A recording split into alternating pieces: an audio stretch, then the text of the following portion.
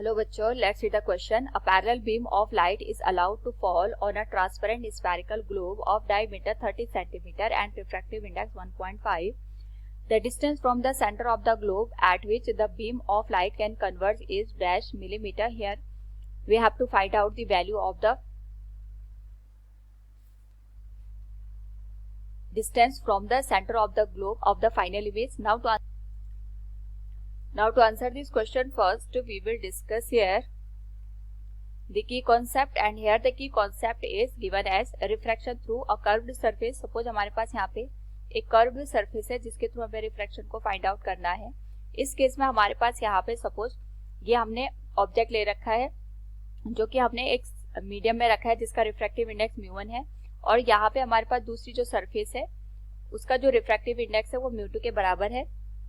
इस केस में हमारे पास यहाँ पे जो रिफ्रैक्शन होगा वो सेकंड मीडियम में होगा और लाइट इंसिडेंट यहाँ पे फर्स्ट मीडियम में करेगी, जिसके करस्पॉन्डिंग हमारे पास यहाँ पे जो फॉर्मूला बनता है that will be given as μ2 by v minus μ1 by u equals μ2 minus μ1 divided by r.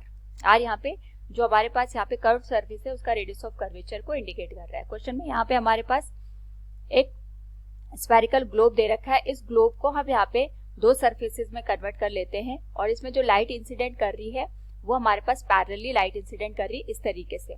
Now यहाँ पे हमारे पास पहली जो सरफेस है ये हम लेफ्ट साइड इस तरीके से कंसीडर करते हैं कि जो भी डिस्टेंस है हम अज्यूम करेंगे ए से करेंगे. इसी तरीके से जो दूसरी सरफेस है उसके लिए जो भी डिस्टेंस देखेंगे हम बी से देखेंगे, और यहाँ पे ए और बी के बीच की जो डिस्टेंस दे रखी है क्वेश्चन के अकॉर्डिंग दैट इज 30 सेंटीमीटर. दूसरा में ध्यान रखना है कि हमारे पास जो फर्स्ट सरफेस के थ्रू इमेज बनेगी वो हमारे पास यहाँ पे सेकंड सरफेस के लिए ऑब्जेक्ट का काम करेगी. तो यहाँ पे हम पहली सरफेस जो दे रखी है फर्स्ट सरफेस इसको मान लेते हैं और ये हमारे पास सेकंड सरफेस होगी. तो फर्स्ट सरफेस के थ्रू यहाँ पे हमारे पास जो इमेज बनेगी हम उसको v डैश मान लेंगे. That will be given as μ2 divided by v dash minus μ1 divided by u equals μ2 minus μ1 divided by r. यहाँ पे हमारे पास μ2 की जो वैल्यू है दैट विल बी 1.5. ये हमारे पास यहाँ पे 1.5 के बराबर आएगी. एंड यहाँ पे अगर हम बात करें v डैश की, ये एज इट इज आएगा, इसकी वैल्यू हमें कैलकुलेट करनी है. μ1 1 आ जाएगा. u की जो वैल्यू होगी ये इन्फिनिटी आएगी क्योंकि जो हमारे पास लाइट रेज है वो पैरेलल आ रही है, यानी ऑब्जेक्ट हमने इन्फिनिटी पे रखा होगा. That will be given as 1.5 minus 1 divided by radius आएगा इसका, क्योंकि डायमीटर 30 सेंटीमीटर है, रेडियस आएगा 15 के बराबर. सॉल्व करें, this will be given as 1.5 divided by v dash equals 0.5 divided by 15. Simplify करके अगर इसको लिखे this will be given as 15 by v dash equal 0. Decimal से डेसिमल हमने यहाँ पे कैंसिल कर दिया तो ये आ जाएगी वैल्यू हमारे पास यहाँ पे 5 by 15. That will be given as 1 by 3 के बराबर. तो यहाँ से आप डायरेक्ट v डैश की वैल्यू कैलकुलेट कर सकते हैं.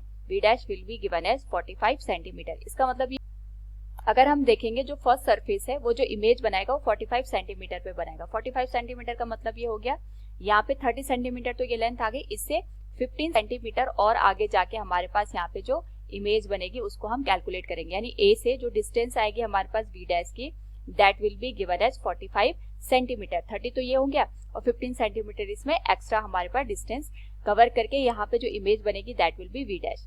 अब जो ये v डैश है यहाँ से जो भी हमारे पास लाइट रे आएगी उसके करस्पॉन्डिंग हम यहाँ पे देखेंगे कि हमारे पास जो सेकंड सरफेस है उसके लिए ये ऑब्जेक्ट का काम करेगा. यानी अगर हम यहाँ पे सेकंड सरफेस के लिए बात करेंगे तो सेकंड सरफेस के लिए जो हमारे पास ऑब्जेक्ट की डिस्टेंस होगी वो हम बी पॉइंट से यहाँ पे कैलकुलेट करेंगे. तो बी से v डैश की जो डिस्टेंस होगी that will be given as 15 centimetre. ये हमारे पास यहाँ पे 15 सेंटीमीटर के बराबर निकल के आएगी. और इस केस में हमारे पास जो ऑब्जेक्ट हमने रखा है वो हमने एयर में रखा है, लेकिन जो रिफ्रैक्शन अकर होगा इस पर्टिकुलर केस में हमारे पास जो μ1 की वैल्यू होगी वो हमारे पास यहाँ पे 1.5 के बराबर आएगी. यानी इस केस में हमारे पास जो रिफ्रैक्शन अकर होगा वो ग्लोब के अंदर होगा.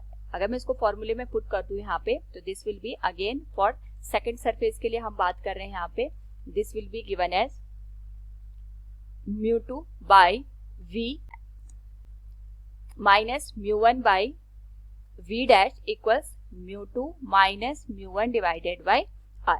μ2 की जो वैल्यू है इस केस में हमारे पास ये 1 के बराबर आ जाएगी और हमें यहाँ पे v की वैल्यू कैलकुलेट करनी है, माइनस म्यू1 की जो वैल्यू आएगी ये 1.5 के बराबर आएगी एंड v डैश की जो वैल्यू है ये हमारे पास यहाँ पे 15 सेंटीमीटर के बराबर आएगी। यहाँ पे 45 सेंटीमीटर हम नहीं लिखेंगे क्योंकि जो भी डिस्टेंस हम कैलकुलेट करेंगे v पॉइंट के रिस्पेक्ट में करेंगे and this will be given as 1 minus 1.5 divided by radius of curvature same आएगा, दैट विल बी 15 सेंटीमीटर।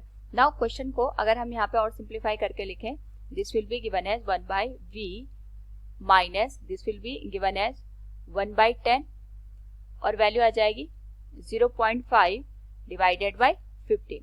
तो यहाँ पे 1 अपॉन v की जो वैल्यू बनेगी that will be given as, decimal cancel हो जाएगा, यहाँ पे 0 इंक्रीज हो जाएगा, ये आ जाएगा 1 by 30 plus 1 by 10। Now 1 upon v की जो वैल्यू है this could be calculated as LCM 30 आ जाएगा, ये आ जाएगा हमारे पास यहाँ पे 3 के बराबर। तो जो v की वैल्यू बनेगी दैट विल बी 30 बाय 4 यानी 7.5 सेंटीमीटर पे। अगर मैं इसको डायग्राम में शो करूं तो b से हमारे पास जो डिस्टेंस निकल के आएगी वो 7.5 सेंटीमीटर की डिस्टेंस पे हमें इमेज नजर आएगी, यानी यहाँ से 7.5 सेंटीमीटर यहाँ पे हमारे पास जो फाइनल इमेज है वो हमें शो होगी, that will B v। Now हमें यहाँ पे बताना है कि हमारे पास जो लाइट है वो फाइनली कहाँ पे कन्वर्ज होगी, यानी अगर मैं इसका फाइनल डायग्राम ड्रॉ करूँ यहाँ पे तो जो लाइट है हमारे पास यहाँ से आएगी, यहाँ पे रिफ्रैक्ट होगी और रिफ्रैक्ट होने के बाद फाइनली वो यहाँ पे मीट करेंगे एट पॉइंट v। और हमें यहाँ पे a से जो ये डिस्टेंस है v वो कैलकुलेट ना करके सेंटर के रिस्पेक्ट में इसकी जो लेंथ है वो कैलकुलेट करनी है। क्वेश्चन में ये पूछा गया the distance from the centre, centre से हमें ये लेंथ कैलकुलेट करनी है। वी नो दैट यहाँ पे हमारे पास पूरा डायमीटर 30 सेंटीमीटर का है, तो जो ये सेंटर से हमारे पास रेडियस आएगी वो 15 सेंटीमीटर आएगी और इसमें हम 7.5 और ऐड करेंगे, तो 15 plus 7.5 centimetre this will be given as 22.5 centimetre और हमें mm में कन्वर्ट करना है तो 10 से हम मल्टीप्लाई करेंगे, this will be given as 225 mm। So from the given question we can say here the distance from the center of the globe at which the beam of light can converge is 225 millimeter. Hope all you understood it. Thank you and best of luck.